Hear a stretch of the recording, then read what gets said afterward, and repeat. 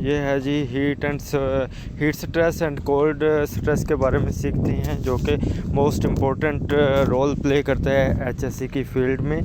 तो आइए जी क्वेश्चन की तरफ बढ़ते हैं। List out the hazards and control measure for hot and cold environment. वो कह रहे हैं कि लिस्ट आउट करो हैज़र्ड को, कौन कौन से ख़तरे हैं और उनका क्या क्या जो है वो कंट्रोल मेजर्स हम वो कर सकते हैं। तो पहले आते हैं हैज़र्ड की तरफ।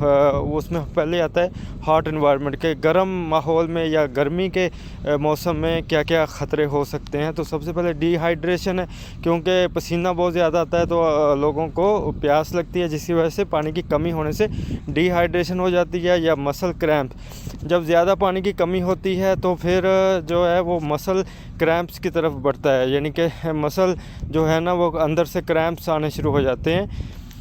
और तीसरा जो हीट स्ट्रेस है, और चौथा लेथार्जी है, और इसके बाद हेडेक होता है, फेंटिंग बेहोशी होती है, हीट एग्जॉशन होती है, हीट स्ट्रोक हो सकता है, और बर्न कैंसर, ये सब कुछ हो सकता है। तो इनके कंट्रोल में के बाद में बात करेंगे, या फिर ऐसा करते हैं अभी कर लेते हैं बात, क्योंकि अभी हैज़र्ड डिस्कस किए हैं तो साथ ही आ जाएँ कंट्रोल में डिस्कस कर लेते हैं। तो उसमें ये है कि वेंटिलेशन प्रोवाइड करनी चाहिए, इंसोलेशन शील्ड, हीट सोर्सेज, जहाँ हीट सोर्सेज ज़्यादा हैं वह इंसोलेट करके रेस्ट शेल्टर बना के जो है वो आदमियों लोगों को या वर्करों को वहाँ पे रेस्ट करने के लिए एनवायरनमेंट दिया जाए, और एक गैप बना के टाइम शेड्यूल बना के रेस्ट का टेम्परेचर के हिसाब से। अच्छा, तीसरे नंबर पे कह रहा है प्रोवाइड कूल रेफ्यूजीज़।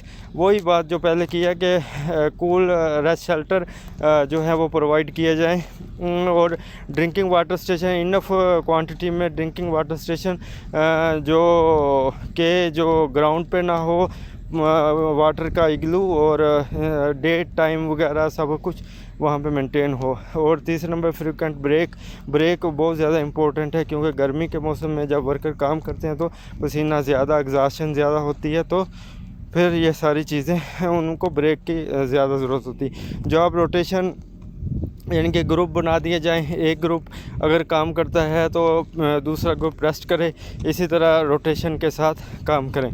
और अप्रोप्रिएट क्लॉथिंग है, यानी कि थोड़े खुले कपड़े या ऐसे कपड़े जो पसीने को जज़्ब करके ठंडक का बायस बने, वो वाले कपड़े, ज़्यादा टाइट कपड़े इस्तेमाल नहीं करने चाहिए। अच्छा, अभी आ जाते हैं कोल्ड एनवायरनमेंट में, कोल्ड स्ट्रेस में।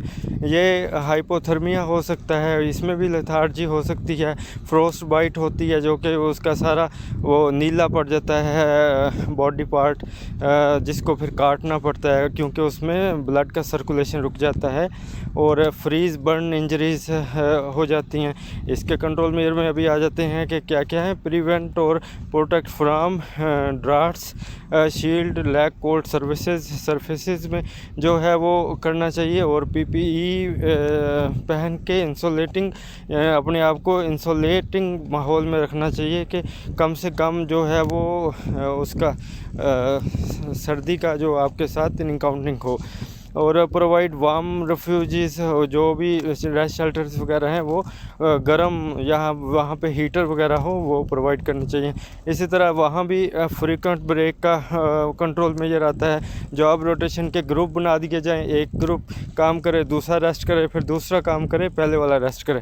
इस तरह access to warm food and drinks जो है, चाय कॉफ़ी वगैरह और सूप्स वगैरह, इनकी अवेलेबिलिटी होनी चाहिए। और ट्रीट आईसी फ्लोर, और जो है वो आईसी फ्लोर को ट्रीट करना, यानी कि वहाँ पे इंसोलेशन वगैरह किया जाए, और डायरेक्ट आदमियों का या वर्करों का एक्सपोजर ना हो वहाँ पे।